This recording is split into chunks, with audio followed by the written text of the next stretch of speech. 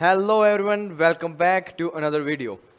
तो इस वीडियो में अपन लोग कंटिन्यू करेंगे मोशन इन स्ट्रेट लाइन वाले चैप्टर को।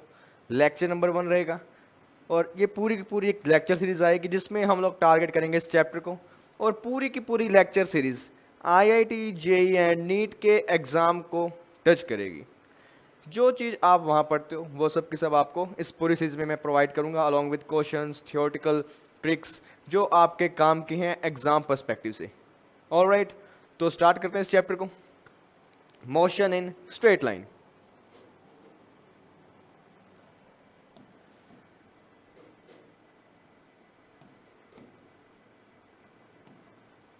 Chapter name is motion in straight line. Motion in straight line. तो स्ट्रेट लाइन मोशन की बातें हो रही हैं। और अगर चैप्टर की वैसे मैं बात करूं कि चैप्टर कितना हार्ड है या कितना इजी है, तो इजी चैप्टर है। फिजिक्स का स्टार्टिंग का जो पार्ट है आपका वो यही है। इस चैप्टर में बहुत सारी बातें करेंगे और ये एक बिल्डिंग ब्लॉक है आपकी फिजिक्स का ये चैप्टर। इस चैप्टर में आप जो जो फॉर्मूलाज को पढ़ते हो वो आगे आपके हर जगह काम आते हैं, उनके कॉन्सेप्ट्स आपके काम आते हैं। तो इसीलिए इस चैप्टर को आप लोग ध्यान से पढ़ेंगे, पूरी सीरियसनेस के साथ कॉन्सेप्ट को समझेंगे। तो मोशन इन स्ट्रेट लाइन की बात हो रही है। उससे पहले कुछ बातें। State of a body. State of a body, किसी भी बॉडी या किसी भी पार्टिकल की स्टेट के बारे में मैं कमेंट करना चाहता हूं। यहाँ स्टेट का मतलब कोई भी एक बॉडी या तो वो रेस्ट में हो सकती है या फिर वो बॉडी मोशन में हो सकती है। या तो बॉडी रेस्ट में होगी या बॉडी मोशन में होगी। अब मुझे कैसे पता, आपको कैसे पता कि बॉडी रेस्ट में या मोशन में? उसके लिए हमें क्या देखना होगा? पोजीशन को। अगर किसी बॉडी की पोजीशन टाइम के साथ चेंज नहीं हो रही, does not changes with time. अगर कोई पार्टिकल जिसका पोजीशन टाइम के साथ चेंज नहीं होता तो हम बोलते हैं कि वो रेस्ट में। फॉर एग्जाम्पल, मेरे हाथ में मोबाइल फ़ोन है, अभी भी इसी हाथ में, 2 सेकंड बाद भी यही होगा, 4 सेकंड बाद भी यही है। तो मैं कह सकता हूँ इसकी पोजीशन टाइम के साथ चेंज नहीं हो रही। It means this mobile phone is at rest. यानी इसकी पोजीशन मान लो कुछ भी हो सकती है, इसके कोऑर्डिनेट्स कुछ भी हो सकते हैं, एक्स वाई जेड। और अगर ये कोऑर्डिनेट चेंज नहीं होते, अगर ये रहे fix, it means the body is at rest. अब बात करते हैं मोशन की, कि मोशन यहाँ पे क्या। तो मोशन का सीन देखो। जब आपके पास किसी भी पार्टिकल की पोजीशन या किसी भी बॉडी या पार्टिकल की बात हो रही है, particles position changes with time, changes with time, तब हम बोलते हैं कि ये बॉडी मोशन में। मोबाइल फोन इस हाथ, इस पोजीशन पर रुका हुआ है कंटिन्यूसली, अब यहाँ आ गया, यहाँ चला गया, यहाँ चला गया, पोजीशन इसकी चेंज होती जा रही है। तो मैं कह सकता हूँ कि टाइम के साथ में इसकी पोजीशन आप लोग फिक्स नहीं कह सकते। अब यहाँ है, कुछ देर बाद यहाँ है, कुछ देर बाद यहाँ, फिर वापस यहाँ, फिर यहाँ। It means its position is changing with time. अगर पोजीशन आपका टाइम के साथ चेंज हो रहा है तो आप कहते हो कोई भी बॉडी वो मोशन में है। अब पोजीशन टाइम के साथ चेंज हो रही है तो उसको हम कुछ इस तरीके से रिप्रेजेंट करते हैं। जैसे मान लो मैं इसका कोऑर्डिनेट लिखता हूँ x। अब इसका कोऑर्डिनेट मुझे पता है फिक्स तो है नहीं, तो वो टाइम पर डिपेंड करेगा, तो वो as a function of time होगा कुछ इस तरीके से। मान लो t² -2 या t³ या t² + sin t। तो इसकी जो पोजीशन है that is a function of time. इसमें कहीं ना कहीं टाइम अपना रोल दिखा रहा है और आपका पार्टिकल अपनी जगह से मूव कर रहा है। और इसके केस में जो आपकी कोऑर्डिनेट्स की इक्वेशन होगी वो रहेगी फिक्स, सम कांस्टेंट। मान लो अगर पार्टिकल x = 2 मीटर पर प्लेस्ड है तो वो 2 मीटर ही दिखाएगा, यहाँ t आएगा ही नहीं, टाइम आएगा ही नहीं। अगर मान लो x = 4 मीटर पर आपका पार्टिकल या बॉडी फिक्स है तो वो x = 4 ही रहेगा, वहाँ टाइम का कोई रोल ही नहीं है। ये होता है आपका रेस्ट का सीन, ये होता है मोशन का सीन। कोई भी एक बॉडी, कोई भी पार्टिकल टाइम के साथ अपनी पोजीशन को चेंज नहीं कर रहा तो मैं बोलता हूँ वो रेस्ट में। अगर वो पोजीशन चेंज कर रहे हैं that time I can say it is in motion. Motion का मतलब वो मूव कर रहे हैं, उसकी पोजीशन चेंज हो रही है टाइम के साथ में। अब कुछ एक और जरूरी बात, rest and motion, rest and motion are correlated terms, are correlated terms. अब इसका मतलब क्या हुआ? रेस्ट एंड मोशन दोनों एक दूसरे से जुड़ी टर्म है। अगर कोई बॉडी रेस्ट में तो वो मोशन में भी है। कैसे? यू कैन नॉट से कि body is at complete rest, body is at complete या एब्सोल्यूट रेस्ट। ऐसा आप कभी भी नहीं बोल सकते।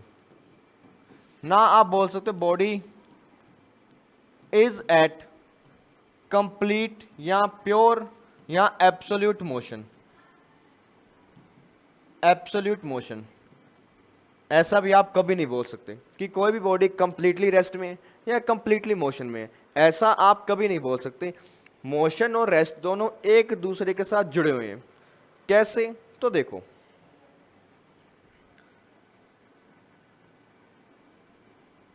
तो ध्यान से देखो, ये आपकी अर्थ,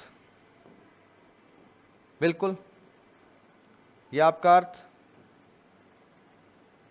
ऑलराइट, अब मैं किसी भी एक ऑब्जेक्ट की बात करता हूं कि मान लो मैं इस स्टाइलस की बात करता हूं कि ये स्टाइलस मेरे नज़रिए से रेस्ट में, आपके नज़रिए से भी रेस्ट में, क्योंकि इसकी पोजीशन फिक्स है, ये टाइम के साथ चेंज नहीं हो रहा। बट हमारा जो अर्थ है वो अपनी एक्सिस के अराउंड रोटेट भी कर रहे हैं, प्लस वो रेवोल्यूशन भी कर रहे हैं, वो रेवोल्यूशन भी कर रहे हैं और वो रोटेट भी हो रहे हैं। और बट आपका अर्थ स्टिल नहीं है। इट मीन्स ये रेस्ट में होने के बाद भी कहीं ना कहीं मोशन में है, ये रेस्ट में होने के बाद भी कहीं ना कहीं मोशन में है। ये मेरे नज़रिए से रेस्ट पर है, सामने कोई पर्सन बैठे उसके नज़रिए से भी रेस्ट पर है। बट जब आप बात करते हो किसी ऐसे ऑब्जर्वर की कि मान लो किसी अदर प्लेनेट मून पर कोई पर्सन यहाँ बैठे हुए एक पर्सन को देखे, तो उसके नज़रिए से ये पर्सन मूव कर रहा होगा, वो कहेगा कि ये पर्सन मूव कर रहा है, मोशन में है, it is in motion. But यही पर्सन अगर कोई अर्थ के सीन से देखे तो आपको देखेगा रेस्ट पर। तो मैं कह सकता हूं कि दोनों जुड़े हुए हैं एक दूसरे के साथ। कोई भी बॉडी परफेक्ट रेस्ट में नहीं है, कोई भी परफेक्ट मोशन में नहीं है, दोनों एक दूसरे के साथ रिलेटेड है। अगर रेस्ट पर है तो साथ में मोशन भी हो रहा है, और अगर मोशन है तो साथ में कहीं ना कहीं वो रेस्ट में भी आप बात कर देते हो। अगर मोशन दोनों का सिंक्रोनाइज्ड है तो आप बोल देते हो कि इसके कंपैरेटिवली ये रेस्ट में है। तो कुछ ऐसी ऐसी बातें, थियोरेटिकल बातें, बट हम जनरली ऐसी बातें वैसे नहीं करते। ये कॉन्सेप्ट है जो तुम्हें आना चाहिए, राइट? अब अगला पार्ट, हमने अब तक रेस्ट के बारे में बात कर ली, हमने अब तक मोशन के बारे में बात कर ली। रेस्ट को हम यहीं क्लोज करेंगे, क्योंकि रेस्ट का काम अब आगे हमारे इस चैप्टर में कुछ नहीं है। रेस्ट आपका यूज होगा न्यूटन्स लॉज ऑफ मोशन में, वहाँ हम रेस्ट बॉडी की बात करेंगे, वो तब की तब देखेंगे। फिलहाल मुझे मतलब है मोशन से, और मोशन भी कौन सा? In one dimension, in one dimension, जिसको हम लोग बोलते हैं straight line, straight line. Motion in one dimension की बात करें जिसमें स्ट्रेट लाइन की बात करेंगे। स्ट्रेट लाइन का मतलब कि आपके पास जो पार्टिकल है वो उसकी जो पोजीशन है वो सिर्फ एक ही कोऑर्डिनेट पर डिपेंड करती है। Position changes with one coordinate only, one coordinate only, कि पार्टिकल का जो पोजीशन है वो सिर्फ एक ही कोऑर्डिनेट पर डिपेंड कर रहा है और उसके साथ ही वो चेंज हो रहे हैं। एग्जाम्पल, एक नंबर लाइन बनाई मैंने, ये x equal to 0, x equal to 2, x equal to 4, x equal to 6, x equals to 8 और x इक्वल्स टू 10, अलग अलग पोजीशंस को मार्क कर दिया। अब पार्टिकल मान लो यहाँ से चलते हैं, 2 की तरफ जाते हैं, फिर 2 से 4, 4 से 6, 6 से 8, 8 से 10 और फिर बाद में आता है वापस। तो क्या आप लोग बता सकते हो इसमें चेंज क्या हो रहा है? यहाँ पर मैं बात कर सकता हूँ ओनली x कोऑर्डिनेट चेंजेस, बिल्कुल, क्योंकि x ही चेंज हो रहा है। ना तो इसका y चेंज हुआ, ना इसका z चेंज हुआ। ऐसे क्वेश्चंस को, सॉरी ऐसे मोशन को आप लोग क्या बोलते हो? मोशन इन वन डायमेंशन या मोशन इन स्ट्रेट लाइन, जब एक ही कोऑर्डिनेट चेंज हो रहे हैं। अब मोशन इन टू डायमेंशन में क्या होता है, उस पर भी थोड़ी सी बात कर लेते हैं। Motion in two dimension, motion in 2D में आपके पास दो कोऑर्डिनेट्स चेंज हो सकते हैं। अब वो दो कोऑर्डिनेट्स हो सकते हैं एक्स जेड हो सकता है एक्स वाई हो सकता है वो वाई जेड हो। वो आपके क्या होंगे? चेंज। दो कोऑर्डिनेट आपके क्या होंगे? चेंज। एक नहीं, इस बार दो पर बातें होंगी। इसको आप बोलते हो 2D। Third, motion in 3D। 3D में आपके पास तीनों के तीनों कोऑर्डिनेट चेंज होते हैं। एक्स भी चेंज हो रहा है, वाई भी चेंज हो रहा है और जेड भी चेंज हो रहा है। They all changes with time. Motion in one में आपके पास अगर एग्जांपल की बात करूं तो कोई भी train on a straight track, अगर कोई ट्रेन एक बिल्कुल स्ट्रेट पटरी पर चले तो वो आपका एग्जांपल है मोशन इन वन डायमेंशन का। अगर कोई भी, अगर मैं बात करूं सर्कुलर मोशन की, सर्कुलर मोशन, तो वो आपका टू डायमेंशन में आता है कि आप राउंड, एक राउंड मोशन करते हो तो वो आपका 2D में है। और 3D की बात करूं तो इसका एग्जांपल अच्छा सा आपके पास हाउस फ्लाई, घरों में जो मक्खी होती है, हाउस फ्लाइज मोशन, उसका मोशन किसी भी डायरेक्शन में हो सकता है, किसी भी तरीके से हो सकता है, वो 3D में मूव करती है, कहीं भी जा सकती है। तो उसके तीनों कोऑर्डिनेट चेंज होते हैं, यहाँ पर दो होते हैं और यहाँ पर एक ही होते हैं। इसको हम बोलते हैं motion in 1D 2D 3D। But मुझे बात करनी है 1D में, तो हम इसी को कंटिन्यू करेंगे, मोशन इन वन डायमेंशन। तो मोशन इन वन डायमेंशन में मुझे एक बात तो क्लियर हो गई, स्ट्रेट लाइन नाम है और 1D भी बोल देते हैं इसको, कि आपका जो पार्टिकल है वो सिर्फ एक ही डायरेक्शन में मूव करेगा, या तो वो जाएगा या वापस आएगा, वो टर्न नहीं करेगा, ना ऊपर जाएगा ना नीचे आएगा। बिल्कुल। तो अब इसमें क्या क्या बातें होती हैं देखो ध्यान से। तो यहाँ आपके पास दो टर्म्स आती हैं। सबसे पहला डिस्टेंस और उसके बाद में डिस्प्लेसमेंट। डिस्टेंस और डिस्प्लेसमेंट दोनों टर्म्स आपको क्या क्या बताती हैं, ध्यान दो। डिस्टेंस क्या है, डिस्प्लेसमेंट क्या है, इसको एक्सप्लेन करने के लिए मैं एक 3D एग्जांपल भी ले सकता हूं, 2D भी ले सकता हूं। तो ध्यान से देखो एग्जांपल। आपके पास दो पॉइंट्स है ए और बी। ए से आप लोग बी तक जाना चाहते हो, ए से मुझे बी तक जाना है, तो मान लो मैंने ये रास्ता फॉलो किया कुछ इस तरीके से और मैं चला गया ए से बी तक। अब ए से बी तक जाने में मैंने ये रास्ता फॉलो किया, बिल्कुल। अब इस रास्ते की जो लेंथ होगी, यानी इस पाथ की जो लेंथ होगी, उसको आप लोग बोलते हो डिस्टेंस।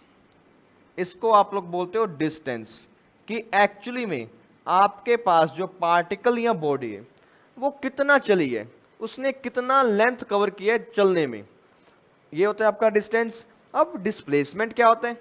डिस्प्लेसमेंट कहाँ से चली, कहाँ तक गई, इनिशियल पॉइंट, फाइनल पॉइंट, दोनों के बीच में minimum shortest distance is known as displacement. यानी इनिशियल पॉइंट और फाइनल पॉइंट के बीच में शॉर्टेस्ट जो डिस्टेंस होगी, या स्ट्रेट लाइन डिस्टेंस आप इसको बोल देते हो, स्ट्रेट लाइन डिस्टेंस, और ये होता है आपका डिस्प्लेसमेंट।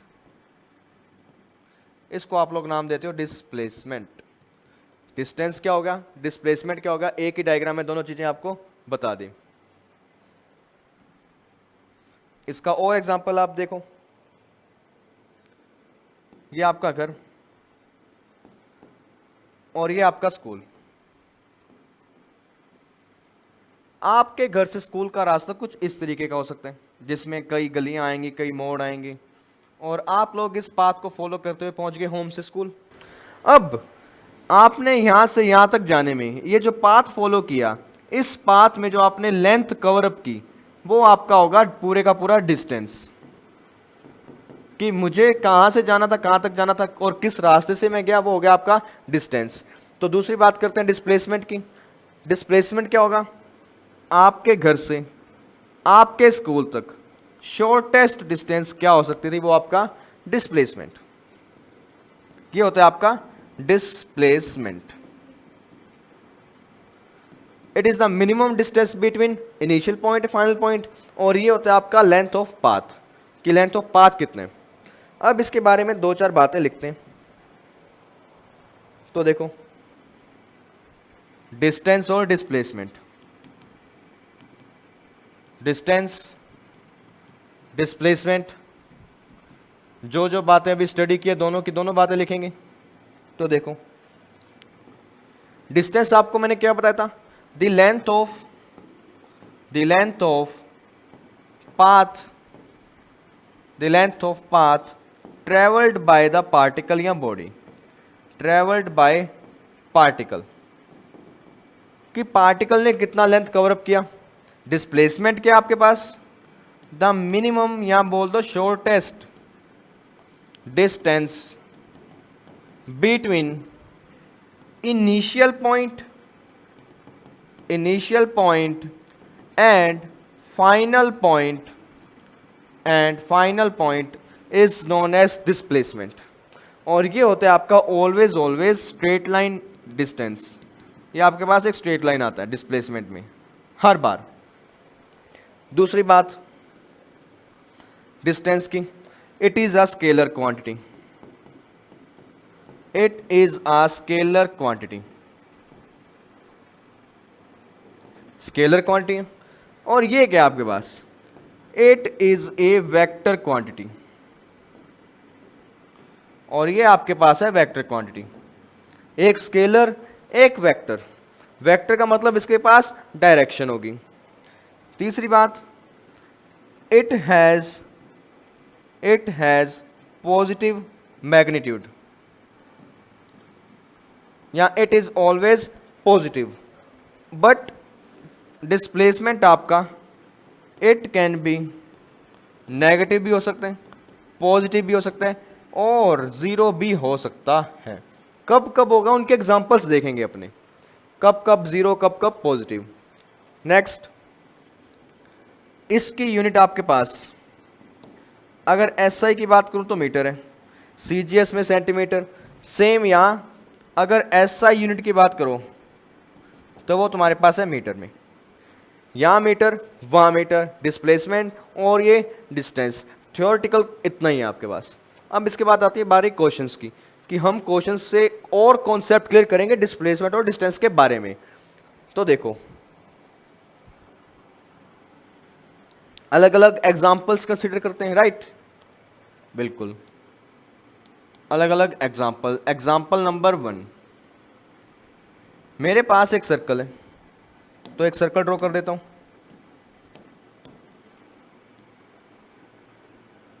एक सर्कल, इस सर्कल का रेडियस r, ठीक है। एक पार्टिकल चलता है इस O पॉइंट से, O पॉइंट से वो ये पाथ फॉलो करता हुआ पहुंच गया एग्जैक्टली इसके सामने A, इस पाथ को फॉलो करते हुए। अब तुम्हें बताना है कि यहां डिस्टेंस कितना होगा और डिस्प्लेसमेंट कितना होगा। दोनों बातें बतानी है तो बता सकते हो। डिस्टेंस आपके पास क्या है? द लेंथ ऑफ पाथ, यहां से यहां तक की लेंथ। मुझे पता है पूरे का पूरा सरकमफेरेंस 2πr होता है, और ये सरकमफेरेंस का हाफ है, तो आपके पास डिस्टेंस कितना आया? 2πr divide by 2 will be equal to pi into R. ये तुम्हारा सरकमफेरेंस। सेकंड बात करते हैं डिस्प्लेसमेंट की। डिस्प्लेसमेंट क्या होता है? इनिशियल पॉइंट और फाइनल पॉइंट के बीच की एक स्ट्रेट लाइन डिस्टेंस। तो इन दोनों के बीच में अगर मैं एक स्ट्रेट लाइन बनाऊं तो उसकी लेंथ कितनी होगी? आर ये it will be equal to 2r। बिल्कुल साफ है, स्पष्ट है, 2r होगी। नेक्स्ट,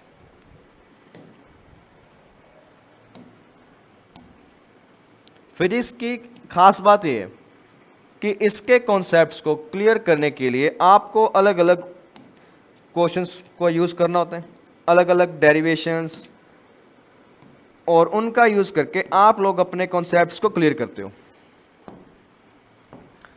अगर आप जस्ट थ्योरी पढ़ते रहोगे तो आपके कॉन्सेप्ट इतने क्लियर नहीं हो पाते। अगेन एक सर्कल, रेडियस आर, सर्कल का रेडियस आर है, तो देखो इसको पॉइंट को नाम दिया हुआ ओ, इसको नाम देता हूं मैं ए, इसको नाम देता हूं बी, इसको नाम देता हूं सी। कंडीशन ये है कि आपके पास पार्टिकल ए से चला, ये पाथ फॉलो करता हुआ बी तक गया, बी से और चला और वो आता है सी पर, और ये एंगल आपको गिवन है 90 डिग्री। ऑलराइट, तो आपके पास पाथ कंप्लीट है, ए से बी, बी से सी। तो यहां बताओ डिस्टेंस क्या होगा, डिस्प्लेसमेंट क्या होगा। अगर मैं डिस्टेंस की बात करूं, लेंथ ऑफ पाथ, यहां से चल रहे हैं, यहां से यहां तक की जो लेंथ होगी वो होगी आपकी लेंथ यानी डिस्टेंस। अब यहां से यहां तक की लेंथ कैसे बताओगे, मुझे ये पता है कि यहां पर 1, 2 और 3 तीन क्वार्टर सर्कल्स आए हैं, और हर एक क्वार्टर सर्कल का जो सर्कमफेरेंस होता है वो आपके पास होता है पाई आर बाय 2। इसका भी पाई आर बाय 2, इसका भी पाई आर बाय 2, बिल्कुल pi r by 2, pi r by 2, pi r by 2, सबको ऐड करोगे क्या आएगा, 3 पाई आर बाय 2। तो ये तुम्हारा हो गया डिस्टेंस। अब डिस्प्लेसमेंट पर आते हैं कि डिस्प्लेसमेंट क्या होगा। तो डिस्प्लेसमेंट की जब बात आती है तो देखो, इनिशियल पॉइंट और ये फाइनल पॉइंट, इन दोनों के बीच में मिनिमम डिस्टेंस, तो इन दोनों के बीच में एक स्ट्रेट लाइन बना दो, बना दी। अब मुझे पता है ये डिस्टेंस r, ये डिस्टेंस भी r, ये एंगल 90 डिग्री, तो ये हाइपोटेनस हो गया। और हाइपोटेनस की वैल्यू क्या होगी, बेस का स्क्वायर प्लस परपेंडिकुलर का स्क्वायर, और दोनों का अंडर रूट, तुम्हारा आंसर आता है √2 r स्क्वायर। r बाहर आया, बचा √2, तो तुम्हारा डिस्प्लेसमेंट कितना आया, √2 टाइम्स ऑफ r। इस तरीके से तुम यहां भी डिस्प्लेसमेंट बता सकते हो, डिस्टेंस, डिस्प्लेसमेंट। और एग्जांपल्स देखते हैं, अलग अलग क्वेश्चंस, अलग अलग एग्जांपल्स। तो एक स्ट्रेट पाथ बनाता हूं मैं सबसे पहले, एक स्ट्रेट पाथ, अलग अलग पोजीशंस को मैं मार्क कर रहा हूं यहां। ये आपका x equal to 0, x equal to 2, x equals to 3, 4, ये x equal to 6, x equals to 8, और ये x equal to -2, x equal to -4 और x इक्वल टू -6। बिल्कुल, अब इनको देता हूं मैं नाम, ये O, A, B, C, D, E, F और G, सभी पोजीशंस को नाम दे दिया। अब ये एक क्वेश्चन में अपन लोग बहुत सारे पार्ट करेंगे, और उन्हीं अलग अलग पार्ट से हमारे सभी कॉन्सेप्ट जो डिस्टेंस और डिस्प्लेसमेंट के वो क्लियर हो जाते हैं इस एक क्वेश्चन से। ध्यान से देखना। तो बात करते हैं अलग अलग केसेस की।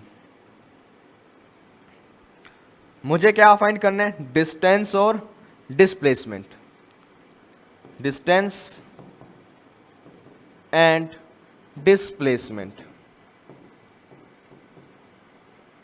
तो देखो ध्यान से, मैं बात करता हूं मोशन O से A तक की, पार्टिकल O से A तक जा रहे हैं, first O to A, particle O से A जा रहे हैं। तो ध्यान दो, O से A तक जा रहे हैं, तो डिस्टेंस कितना कवर अप करेगा, ये यहां से यहां तक जाने के लिए 2।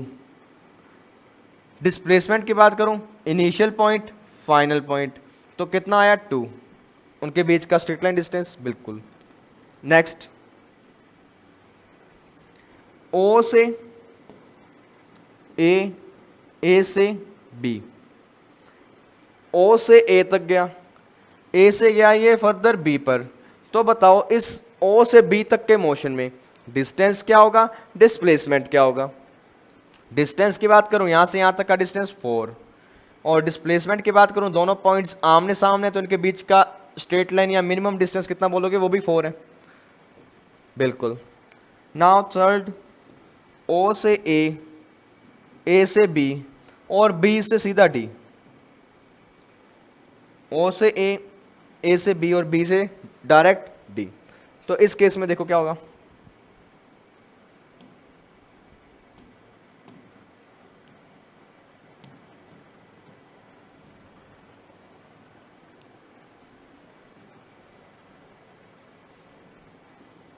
तो देखो ओ से ए से बी और बी से गया वो डी तक, यहां से यहां तक के मोशन में यानी ओ से डी तक के मोशन में डिस्टेंस कितना कवर हुआ, 0 से चला वो 8 तक गया तो 8। बिल्कुल। डिस्प्लेसमेंट की बात करूं यहां से यहां तक का कितना डिस्प्लेसमेंट हुआ, 8। डिस्प्लेसमेंट क्या होता है, फाइनल और इनिशियल पॉइंट के बीच में मिनिमम डिस्टेंस। बिल्कुल। अब थोड़ा सा गेम को चेंज करते हैं। आपका पार्टिकल ओ से डी तक तो गया, अब वो डी से आया सी पर, ओ से डी, डी से सी, यानी ओ से डी गया, अब डी से वापस टर्न बैक करा और आ गया वो सी पर। अब बताते हैं डिस्टेंस कितना कवर अप हुआ।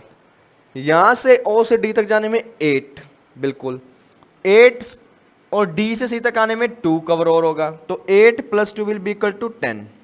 ये तुम्हारा डिस्टेंस। डिस्टेंस आपके पास क्या होता है, एक्चुअल लेंथ ऑफ पाथ, कि कितना पाथ उसने ट्रेवल किया, कितना लेंथ उसने कवर अप किया। नेक्स्ट डिस्प्लेसमेंट, आपके पास इनिशियल पॉइंट यहां था, फाइनल पॉइंट आपका यहां हो गया। फाइनल इनिशियल दोनों के बीच का मिनिमम डिस्टेंस कितना लिखोगे, ये 6 पर है, ये 0 पर है, तो 6 - 0 विल बी इक्वल टू 6। अब इस केस में आपके पास डिस्टेंस और डिस्प्लेसमेंट की वैल्यूज अलग अलग आ गई। नाउ नेक्स्ट,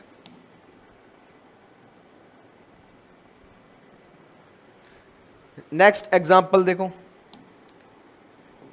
5th केस, ओ से चला डी, डी से टर्न बैक करा और वो आ गया ए पर, यानी ओ से वो डी गया, डी से टर्न बैक करा और आ गया वो वापस ए पर। तो देखो ओ से डी तक जाने में कवर अप किया 8 मीटर, और डी से ए तक आने में वो करेगा 2 यहां 2 यहां 2 यहां 6, 8 + 6 तो 14 उसका क्या हुआ, डिस्टेंस कवर्ड। उसके बाद में डिस्प्लेसमेंट की बात करते हैं। इनिशियल पॉइंट ये रहा, फाइनल पॉइंट ये पड़ा, फाइनल और इनिशियल के बीच में मिनिमम डिस्टेंस कितना है, 2, तो ये आपका हो गया 2 आपका डिस्प्लेसमेंट। बिल्कुल। नेक्स्ट केस,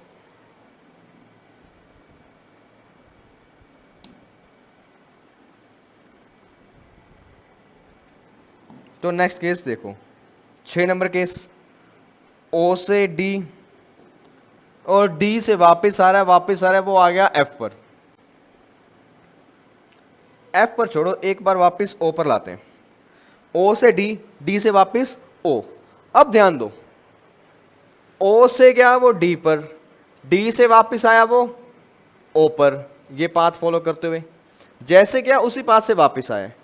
तो डिस्टेंस की बात करूं, ओ से डी तक कितना डिस्टेंस, 8, डी से ओ तक बैक कितना डिस्टेंस, 8, 8 आने का 8 जाने का, 8 + 8 will be equal to 16।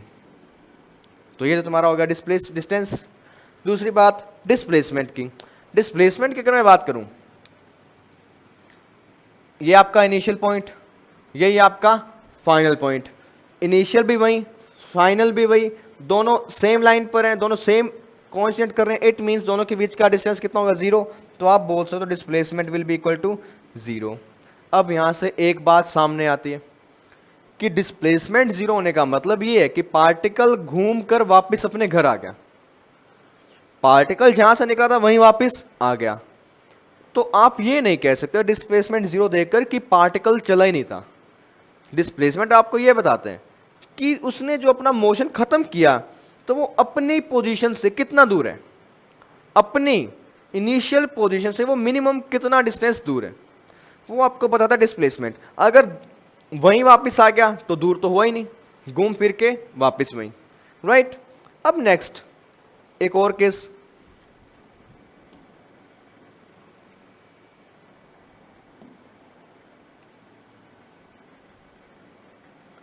Next case आपका 7 नंबर, ओ से डी गया, डी से वो आता है एफ पर, राइट। ओ से डी, डी से टर्न किया और वापस चला गया वो एफ तक। अब एफ तक गए तो एफ तक जाने के लिए कितना डिस्टेंस कवर अप किया होगा, मुझे पता है ओ से डी 8, डी से ओ 8, 8 और 8 16, 16 दो ये 16 + 4 विल बी इक्वल टू 20, 20 तो आपका यही आ गया। अब इसके बाद डिस्प्लेसमेंट को देखो, डिस्प्लेसमेंट देखो, पार्टिकल इनिशियली कहाँ था, यहाँ, बाद में कहाँ गया, -4 पर। तो पार्टिकल अपनी मोशन की डायरेक्शन जो उसने स्टार्ट किया था उससे पीछे आया है, डायरेक्शन से पीछे आया है। इट मीन्स कितना पीछे आया है, 0, अब 4 पर आ गया, तो 4 और साथ में माइनस का साइन ये बताएगा आपका पार्टिकल अपने मोशन की डायरेक्शन से पीछे आया है। वो आगे जाना चाहता था बट वो पीछे आ गया। इट मीन्स उसका डिस्प्लेसमेंट जो है वो -4 होगा। और ये 0 के केस में था, मतलब मैंने सभी वैल्यूज आपको निकाल कर बता दी। डिस्प्लेसमेंट की पॉजिटिव वैल्यूज भी हमारे पास है, 0 वैल्यू भी हमारे सामने है, नेगेटिव वैल्यू भी हमारे सामने है। अब इस क्वेश्चन को करवाने का मेन मोटिव, तो मेन मोटिव पर ध्यान दो। एक चीज मुझे साफ दिखाई दे रही है, जब तक पार्टिकल ने अपनी डायरेक्शन रिवर्स नहीं की थी, जब तक वो स्ट्रेट जा रहा था, ओ से ए में वो स्ट्रेट गए, ओ से बी तक स्ट्रेट गए, ओ से डी तक स्ट्रेट गए। जब जब वो स्ट्रेट गए तब तब उसका distance displacement, distance displacement, distance और डिस्प्लेसमेंट हर बार बराबर आया। जब वो एक ही डायरेक्शन में गए और जिस टाइम उसने अपना डायरेक्शन को चेंज ही कर दिया, रिवर्स कर दिया, उस टाइम आपका डिस्टेंस और डिस्प्लेसमेंट अलग अलग आ गया, बिल्कुल। और जिस मोशन में उसने वापस उसी पॉइंट पर आना डिसाइड किया कि जहां से चला था वो वापस वहीं आ गया, तब आपका डिस्प्लेसमेंट 0 हो गया। और जब पार्टिकल अपनी इनिशियल पोजीशन से आगे जाने की बजाय पीछे आता है तो आपका डिस्प्लेसमेंट माइनस। तो यहां से आप कुछ बातें कंक्लूड कर सकते हो, इंपॉर्टेंट बातें क्या है वो, इन when the particle is moving along same direction, मतलब उसका डायरेक्शन चेंज नहीं होता, means no change in direction, then distance and displacement are equal, उस केस में डिस्टेंस भी सेम होगा, डिस्प्लेसमेंट भी सेम होगा। अब दूसरी बात जो कंक्लूड की थी कि डिस्टेंस और डिस्प्लेसमेंट, आप एक चीज साफ देख सकते हो कि हमेशा हर केस में डिस्टेंस और डिस्प्लेसमेंट बराबर तो हैं, 0 भी हो सकते हैं, माइनस भी हो सकता है डिस्प्लेसमेंट, बट डिस्प्लेसमेंट कभी भी डिस्टेंस से ज़्यादा नहीं है, साफ साफ दिखाई दे रहा है। यहाँ 2 है तो 2 है, 4 है तो 4 है, 8 है तो 8 है, 10 है तो 6 हो गया। यहाँ हमने यूँ नहीं कहा कि 10 है तो 12 हो गया, 10 है तो 14 हो गया। डिस्प्लेसमेंट हमेशा कम रहेगा डिस्टेंस से, वो 0 भी हो सकता है, माइनस में भी जा सकता है। तो इसको देखते हुए एक पॉइंट ये कहा जा सकता है कि distance is always greater than या इक्वल टू डिस्प्लेसमेंट का मैग्नीट्यूड,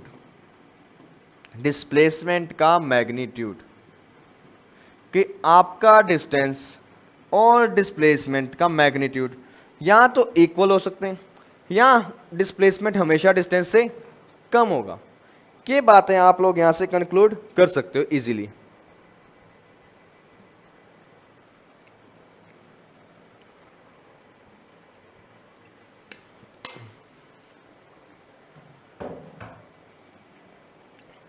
बिल्कुल। तो डिस्टेंस, डिस्प्लेसमेंट, उनकी बहुत सारी बातें हो गई हैं ना। अब कुछ एक क्वेश्चंस और ट्राई करते हैं, उसके बाद में इनकी वेक्टर फॉर्म्स पर बात करेंगे। क्वेश्चंस, मैं डायरेक्शन की बात करता हूं यहां, या आपका नॉर्थ, या आपका ईस्ट, या आपका वेस्ट, या आपके साउथ। एक पार्टिकल सेंटर से चला, ईस्ट में गया वो 4 मीटर, उसके बाद वो नॉर्थ की तरफ टर्न होता है और कितना चलता है 2 मीटर। तो तुमसे मान लो पूछे कि बताओ इस केस में डिस्टेंस कितना है, या बताओ डिस्प्लेसमेंट कितना है, तो तुम सिंपली बता सकते हो डिस्टेंस क्या होगा। 4 यहां चला, 2 यहां चला, 4 + 2 विल बी इक्वल टू 6 और मीटर में गिवन है। डिस्प्लेसमेंट क्या, ये आपका इनिशियल पॉइंट, ये आपका फाइनल पॉइंट, इन दोनों के बीच में जो स्ट्रेट लाइन आएगी वो फाइंड कर लो। पाइथागोरस लगाओ, √4² + 2², तो 4² + 2² का √16 + 4 √20, या बोल सकते हो 2√5। ये तुम्हारा डिस्प्लेसमेंट, और ये भी क्या आएगा मीटर में।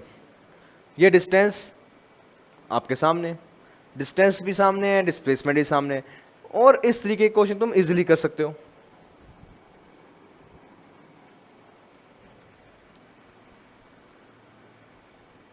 अगर क्वेश्चन कुछ इस तरीके का हो, मान लो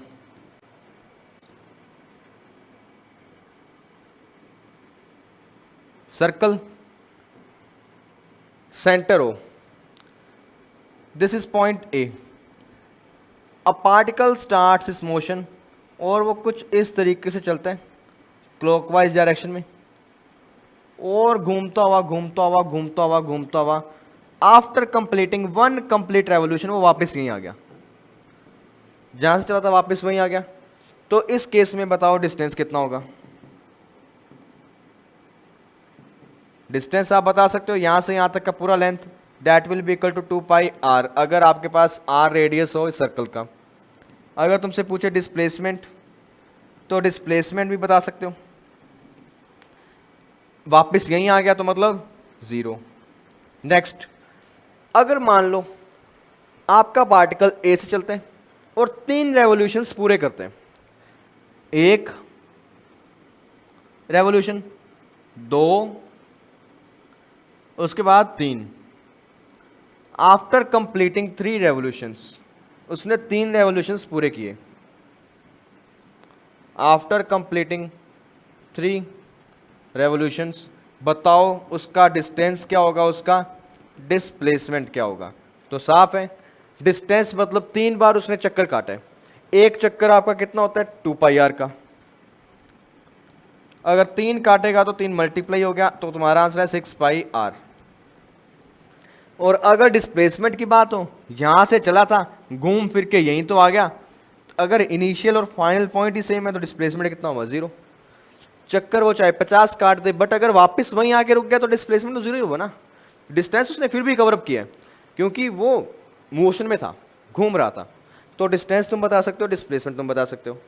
अगर मैं कहता हूं इसने 100 रेवोल्यूशंस किए होंगे, तो तुम बता सकते हो 100 × 2πr डिस्टेंस, अगर वापस इसी पॉइंट पर आया है तो displacement 0।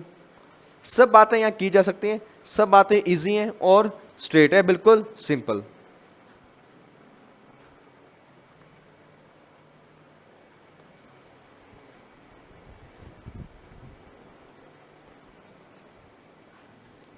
Next, position vector. Position vector, अब कुछ बातें वेक्टर की। अब यहाँ वेक्टर को इंट्रोड्यूस किया जाएगा। आई होप आपको बेसिक वेक्टर आता होगा, अगर आता है तो यहाँ देखो वेक्टर्स को कैसे यूज करेंगे हम। यहाँ पर पोजीशन वेक्टर यानी किसी भी पोजीशन के लिए वेक्टर कैसे बनाओगे। अब पोजीशन क्या होता है, तुम्हारे पास कोई भी एक पार्टिकल जिस पॉइंट पर पड़ा है, मान लो इस पॉइंट पर कोई पार्टिकल प्लेस्ड है, तो इस पॉइंट की जो कोऑर्डिनेट्स होंगे वो आपको बताते हैं पोजीशन के बारे में। बिल्कुल, अगर पोजीशन के बारे में बताते हैं तो उसका वेक्टर कैसा होगा, पोजीशन वेक्टर कैसा होता है, देखने में कैसा कैसा दिखेगा, तो उसके बारे में अब बातें होंगी।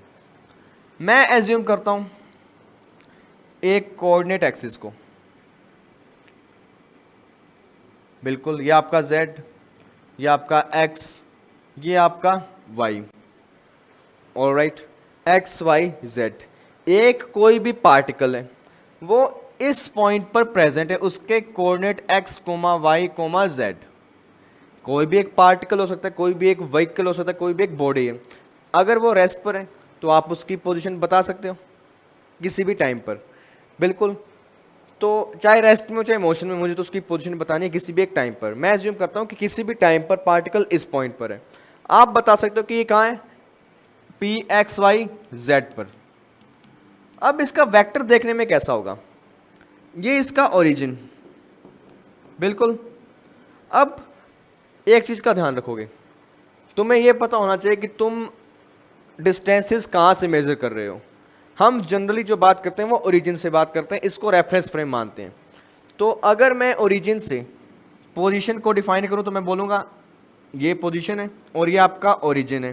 तो जब आपको पोजीशन वेक्टर बनाना है तो क्या करोगे, simply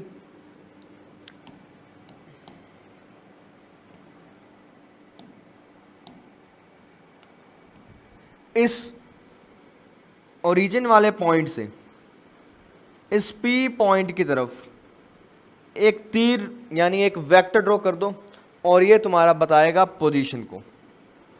this is position vector, इसको हम लोग बोलते हैं पोजीशन वेक्टर, पोजीशन वेक्टर। और ये इसका हेड, ये इसका टेल। कहां से कहां तक जा रहा है, ओरिजिन से उस पॉइंट तक जिस पॉइंट पर आपका पार्टिकल प्रेजेंट है। और इसको जब हम लिखते हैं, पोजीशन वेक्टर को आप लोग लिखते हो कुछ इस तरीके से। इसको रिप्रेजेंट करने के लिए सिंबल यूज करोगे, small r vector equals to x i cap plus y j cap plus z k cap. ये तुम्हारा position vector with respect to origin, position vector with respect to origin. जब हम origin को consider करते हैं और reference frame मानते हुए यहां से यहां तक का आपको पोजीशन बताना है, तो आप पहले लिखते हो पोजीशन वेक्टर वो कुछ इस तरीके से, I cap J cap K cap. ये सब के सब क्या होते हैं, unit vectors. I cap J cap K cap, they are all unit vectors, unit vectors along. I cap आपका एक्स एक्सिस पर होते हैं, जे कैप आपका वाई पर होते हैं, के कैप आपका जेड पर होता है रिस्पेक्टिवली। मतलब आई जे के कैप ये आपको बता रहे हैं कि आई यानी एक्स डायरेक्शन में पार्टिकल का पोजीशन कहां है, ये आपको बताता है वाई वाले में पार्टिकल का पोजीशन कहां है, ये आपको बता रहे हैं जेड वाले में पोजीशन कहां है। पोजीशन तुम्हारे सामने एक्स वाई जेड, वो तो कोऑर्डिनेट्स की फॉर्म में हो गया। बट जब तुम लोग उसको वेक्टर में परोसोगे तो वेक्टर में कुछ इस तरीके का दिखता है वो, that is position vector of something, X I cap Y J cap Z के कैप। इसको एक और एग्जांपल से समझते हैं। एग्जांपल कि मान लीजिए आपके पास कोई पार्टिकल है, कोई भी पार्टिकल हो सकते हैं, किसी भी पॉइंट P पर प्लेस्ड है, उसके कोऑर्डिनेट आपके पास है 1 1 3 और मुझे बताना है इसका पोजीशन वेक्टर। तो मैं क्या करूंगा, ओरिजिन से इस पॉइंट तक एक वेक्टर ड्रॉ करूंगा और ये वेक्टर तुम्हारा पोजीशन वेक्टर। और इस पोजीशन वेक्टर को आप लोग कैसे लिखते हो, R equal to X I cap Y J cap और जेड के कैप।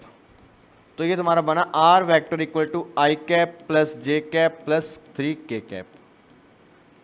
बिल्कुल सही बात, ये तुम्हारा पोजीशन वेक्टर इस पर्टिकुलर पॉइंट के लिए। ये तो हो गया पोजीशन वेक्टर।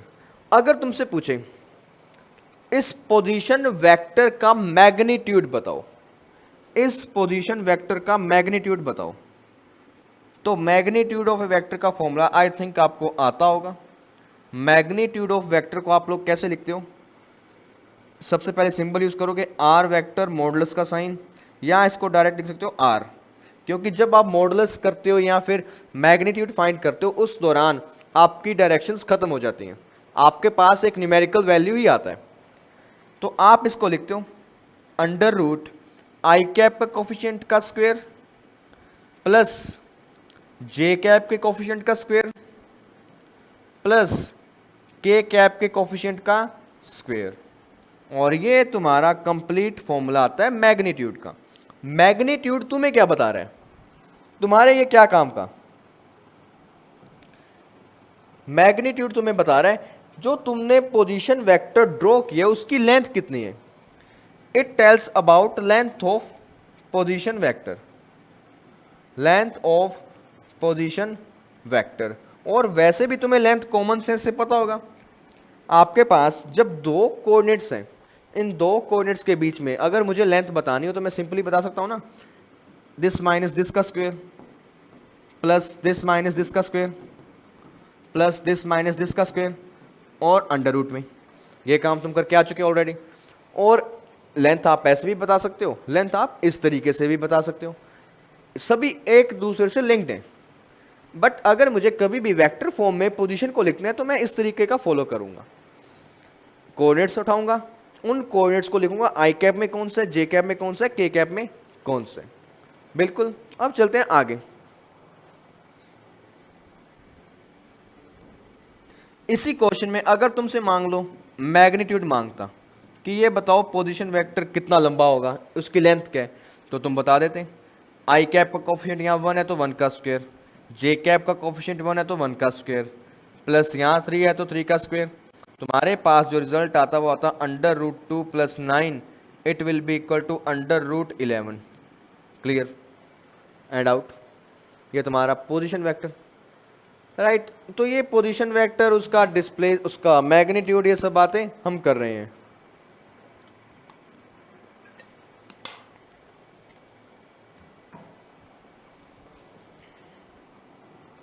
अब कुछ और बातें ध्यान दो।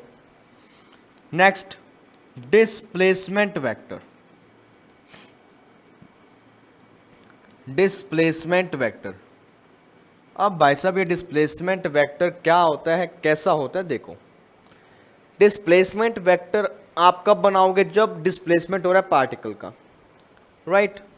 तो उसके लिए मैं सबसे पहले एक्सिस बनाता हूँ, कोऑर्डिनेट एक्स वाई जेड, बिल्कुल, ये आपका ओरिजिन।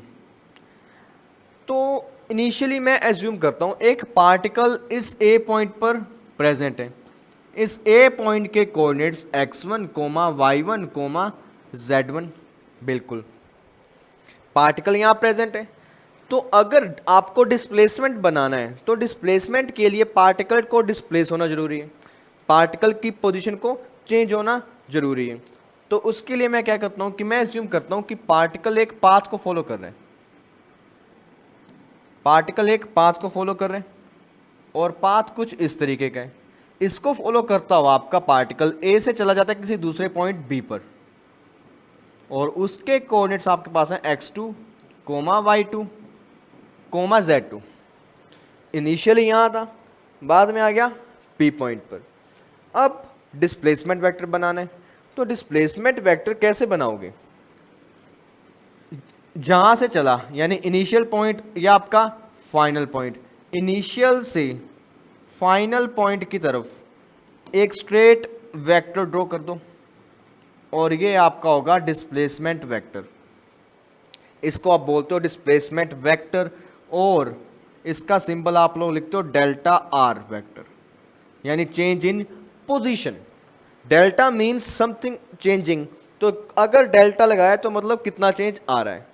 अब कुछ और बातें, ये ए पॉइंट है, ये ए भी पोजीशन है, ये भी पोजीशन है पार्टिकल का, तो मैं इनके लिए पोजीशन वेक्टर भी तो बना सकता हूं ना। मैं ए का पोजीशन वेक्टर बनाता हूं r1 वेक्टर, मैं बी का पोजीशन वेक्टर बनाता हूं r2 वेक्टर, बिल्कुल। पॉसिबल है सब कुछ। तो मैं लिखता हूं R1 वेक्टर आपका किसके बराबर है, x1 i cap plus y1 j cap plus z1 k cap.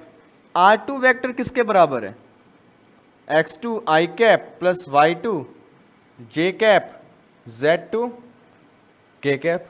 बिल्कुल, क्या आपका R1 या आपका R2, और ये आपका डिस्प्लेसमेंट वेक्टर डेल्टा R, ये तुम्हारा डिस्प्लेसमेंट वेक्टर। अब डिस्प्लेसमेंट वेक्टर को हमने ड्रॉ तो कर दिया, डिस्प्लेसमेंट वेक्टर को ड्रॉ कर दिया, बट अब मुझे उसको इस फॉर्म में भी लिखना है, आई cap J cap K cap की फॉर्म में। अगर मुझे इस डायग्राम से इस वेक्टर को वर्ड्स में लेके आना है तो मैं यहां पर triangle law of vector addition का यूज करूंगा। Triangle law of vector addition का थोड़ा सा यूज करेंगे। यहां देखो कैसे, मैं इस डायग्राम को उठाकर यहां पेस्ट करता हूं। डायग्राम आपका कहता है कि ये R1 वेक्टर, ये आपका R2 वेक्टर, और इस हेड से इसके हेड तक एक जा रहा है आपका डिस्प्लेसमेंट वेक्टर। बिल्कुल।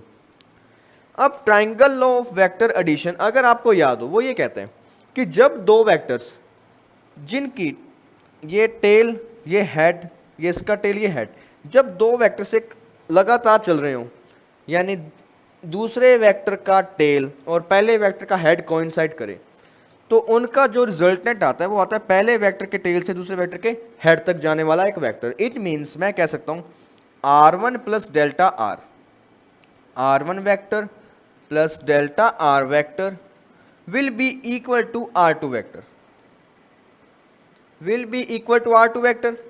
बिल्कुल। तो डेल्टा R की वैल्यू मैं यहां से दे सकता हूं, delta R vector will be equal to R2 vector minus R1 vector. R2 vector final position के लिए, R1 इनिशियल पोजीशन के लिए। अब इन वैल्यूज को यहां मैं पुट करूंगा, तो ध्यान से देखो, इन वैल्यूज को मैं पुट करता हूं। Delta R vector will be equal to R2 की वैल्यू मेरे पास कितनी है ऊपर, ध्यान से देखो, x2 i cap, y2 j cap, z2 k cap. तो ये यहां इंसर्ट करवा दो, x2 i cap plus y2 j cap plus z2 k cap minus, अब R1 की वैल्यू कितनी गिवन है आपको, x1 i cap, y1 j cap, z1 k cap. अब वो भी यहां पुट कर दो, x1 i cap plus y1 j cap plus z1 k cap. ठीक है। अब वेक्टर्स यहां सब्ट्रैक्ट हो रहे हैं। जब वेक्टर सब्ट्रैक्ट हो रहे हैं तो उसके लिए आप लोग क्या करते हो, आई कैप और आई कैप वाली टर्म सब्ट्रैक्ट होगी, जे कैप और जे कैप वाली टर्म सब्ट्रैक्ट होगी, के कैप और के कैप वाली टर्म सब्ट्रैक्ट होगी। तो आप लोग इसको लिख सकते हो, delta R vector will be equal to I cap एक साथ, x2 minus x1 i cap, अगर मैं आई कैप कॉमन ले लूं, similarly y2 minus y1 j cap plus z2 minus z1 k cap, और ये तुम्हारा क्या हुआ, डिस्प्लेसमेंट वेक्टर। और इसको आप लोग इस तरीके से भी शो करते हो इन वर्ड्स। ये आपको बता रहा है एक्स कोऑर्डिनेट में कितना चेंज आया, वाई में कितना चेंज आया, जेड में कितना चेंज आया, और ये आपको बता रहा है नेट पोजीशन में कितना चेंज आया। इसको आप लोग एक और तरीके से लिख देते हो, चेंज इन एक्स को आप लिखते हो डेल एक्स, यानी change in x, change in x coordinate, x coordinate में कितना चेंज आ रहा है, प्लस इसको लिखते हो डेल वाई जे कैप, इसको आप बोलते हो change in y coordinate, plus del z के कैप, इसको आप बोलते हो चेंज इन जेड कोऑर्डिनेट। आप लोग इस तरीके से भी डिस्प्लेसमेंट वेक्टर को लिख देते हो। इस पूरे टॉपिक से आपको सीखना क्या था, सीखने की बात यह थी कि पोजीशन वेक्टर दिखेगा कैसा, देखने में वैसा होगा, और final position vector minus initial position vector होगा। ये हमने निकाला ट्राइंगल ऑफ वेक्टर एडिशन से। उसके बाद में आपने डिस्प्लेसमेंट वेक्टर को वेक्टर फॉर्म में लिख दिया। तो ये था पूरे का पूरा डिस्प्लेसमेंट वेक्टर का सीन, कि वो वेक्टर कैसा बनता है, उसको लिखते कैसे। अब इसका यूज करते हैं हम न्यूमेरिकल्स में। जैसे फॉर एग्जाम्पल, एक पार्टिकल है इनिशियली वो प्लेस्ड है 1,1,3 पर, और 1,1,3 से वो चला गया किसी नए पॉइंट बी पर 2,1,4। ए से बी तक कोई पार्टिकल गया। अब मुझे फाइंड करना है उसका डिस्प्लेसमेंट वेक्टर क्या होगा। तो डिस्प्लेसमेंट वेक्टर अगर मुझे फाइंड करना है तो मैं लिख सकता हूं एक्स में final coordinate minus initial, x2 minus x1 i cap plus y2 minus y1 j cap plus z2 minus z1 k cap. इसको सोल्व किया, आंसर क्या आया 1 आई कैप प्लस 0 जे कैप प्लस 1 के कैप। आप इसको लिख सकते हो आई कैप प्लस के कैप। तो ये आपका क्या आया displacement vector. This is the displacement vector. अगर तुमसे पूछे डिस्प्लेसमेंट का मैग्नीट्यूड बता दो, मुझे वेक्टर नहीं चाहिए, तो मैग्नीट्यूड का फॉर्मूला तुम्हें पता है। किसी भी वेक्टर का जब मैग्नीट्यूड करते हो तो क्या करते हो, आई कैप के कोफिशिएंट का स्क्वायर प्लस जे कैप तो है ही नहीं, के कैप के कोफिशिएंट का स्क्वायर, और दोनों कर दो रूट, और तुम्हारे पास आंसर आया √2। That is your answer. बिल्कुल सिंपल और साफ, कुछ नहीं था इसमें।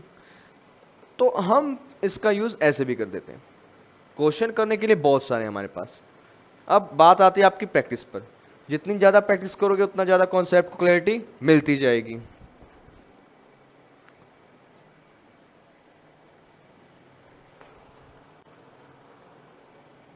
हेलो हेलो,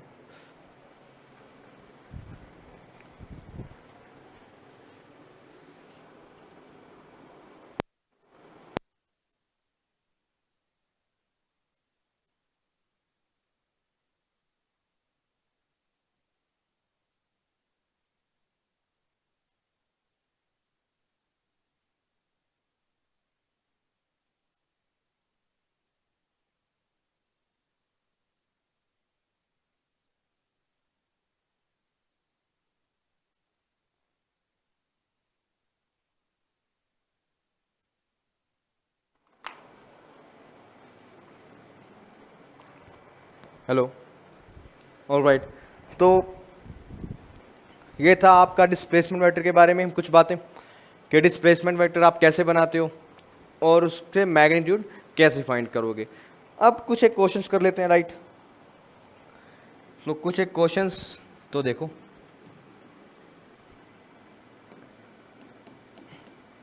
क्वेश्चन की बात करता हूं मैं बात करता हूं कि आपके पास डायरेक्शन है, डायरेक्शंस को ड्रॉ किया, ये नॉर्थ, ये आपका ईस्ट, ये आपका वेस्ट, ये आपका साउथ, और ये डायरेक्शन मान लो मैंने एक प्लेन में प्लेस कर दिया, एक टेबल के ऊपर मैंने डायरेक्शंस को ड्रॉ किया। तो क्वेश्चन आपको कहते हैं कि एक पार्टिकल इस ओ पॉइंट से चल रहे हैं, ई में वो जा रहा है, ईस्ट में जा रहा है 5 मीटर, बिल्कुल ईस्ट के बाद में वो टर्न करते हैं नॉर्थ की तरफ, और नॉर्थ में वो चलता है 2।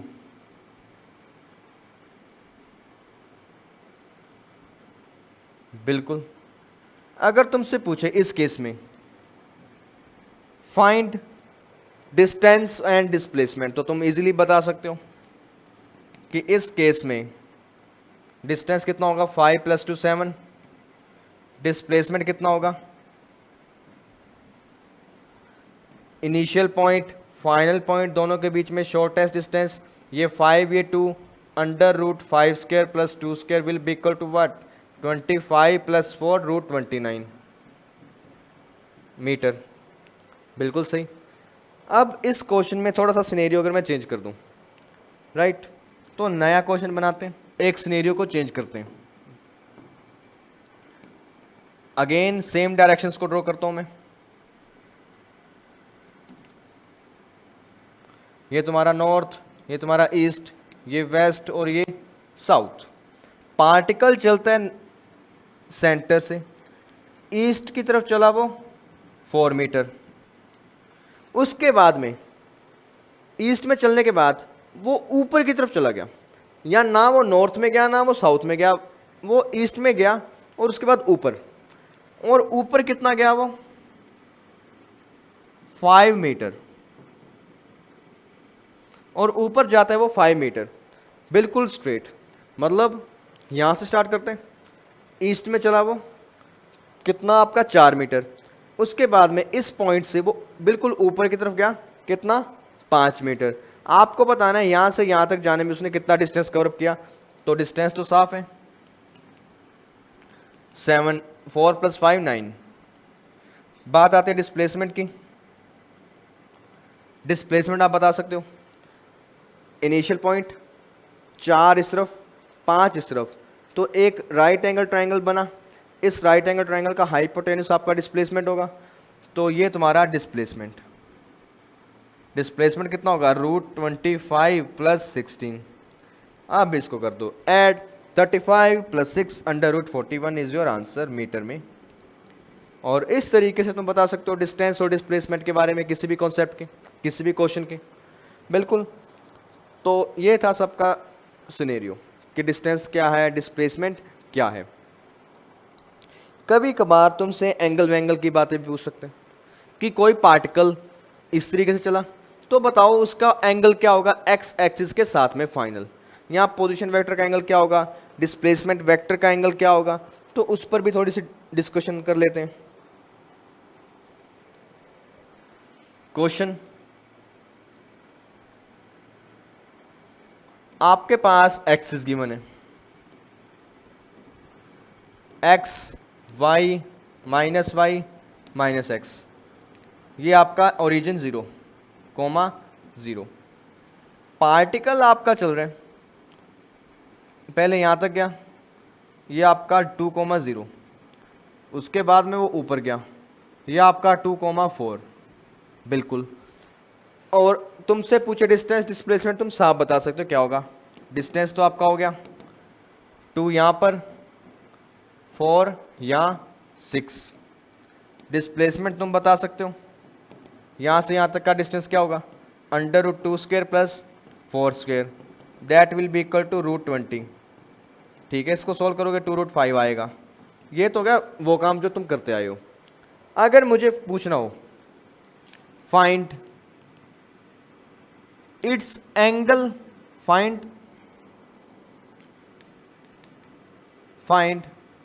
Angle of displacement vector with x axis, यहाँ पॉजिटिव एक्स एक्सिस। तो ये बताओ पॉजिटिव एक्स एक्सिस के साथ में आपका डिस्प्लेसमेंट वेक्टर क्या एंगल बना रहा है। नए तरीके का क्वेश्चन है, तो उसके लिए तुम्हें पता होना चाहिए डिस्प्लेसमेंट वेक्टर होगा कैसा। तो डिस्प्लेसमेंट वेक्टर आपका ये बनेगा, ये इनिशियल पॉइंट के फाइनल पॉइंट से लेकर जाने वाला वेक्टर, ये तुम्हारा डिस्प्लेसमेंट वेक्टर। इसकी वैल्यू तुम्हें याद हो, फॉर्मूला तुम्हारे पास है, delta r = what, x2 - x1 i cap plus y2 - y1 j cap. Delta r will be equal to x2 - x1, 2 - 0 will be equal to 2 i cap plus 4 - 0 will be equal to 4 j cap. तो ये तुम्हारा आ गया displacement vector. अब angle find करने के कई तरीके हैं। एक तो ये कि आप इस राइट एंगल ट्रायंगल में, ये एंगल आपका 90, तो एंगल थीटा आप फाइंड आउट कर सकते हो with the help of trigonometry. और इसी से इंस्पायर्ड एक तरीका ये भी होता है, किसी भी वेक्टर का angle of any vector with positive x axis, जब आपके पास कोई वेक्टर गिवन हो, आपको फाइंड करना है उसका एंगल किसके साथ, पॉजिटिव एक्स एक्सिस के साथ है। मतलब मुझे ये एंगल थीटा फाइंड करना है, तो आप एक फॉर्मूला यूज करते हो, क्या, tan थीटा इक्वल्स टू आपका जे कैप का कोफिशिएंट जो भी है 4 डिवाइड बाय एक्स का जो कोफिशिएंट है 2, थीटा कितना है 2, sorry tan theta will be equal to 2, तो थीटा का वैल्यू आपका आया tan इनवर्स 2, tan इनवर्स 2। ये कार्रवाई तुम यहां भी कर सकते हो, यहां तुम्हारे पास सभी तरह के डिस्टेंसेस प्रेजेंट हैं।